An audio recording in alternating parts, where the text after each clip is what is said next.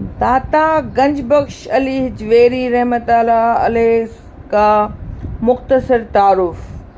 20 صفر المظفر یوم عرس داتا گنج بخش علی بن عثمان ہجویری رحمۃ اللہ علیہ۔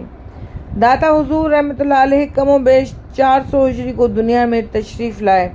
آپ کا اسم گرامی علی بن عثمان ہے۔ آپ افغانستان کے ایک علاقے غزنی کے رہنے والے ہیں۔ غزنی کا ایک محلہ ہے ہجویر۔ داتا حضور رحمۃ اللہ علیہ اس محلے میں رہتے تھے، اس نسبت سے ہجویری کہلائے۔ داتا حضور رحمۃ اللہ علیہ نجیب الطرفین یعنی حسینی سید ہیں۔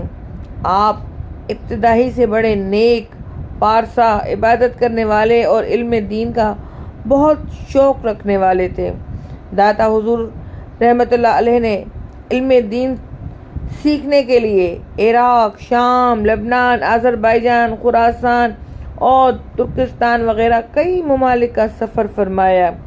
اس وقت کے بڑے بڑے علماء اور صوفیاء کرام سے علم دین سیکھا۔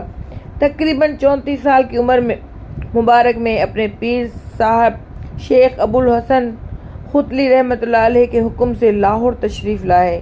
یہاں نیکی کی دعوت کو عام کیا، دین اسلام کا پیغام پھیلایا، لوگوں کو قرآن و سنت کی تعلیم دی۔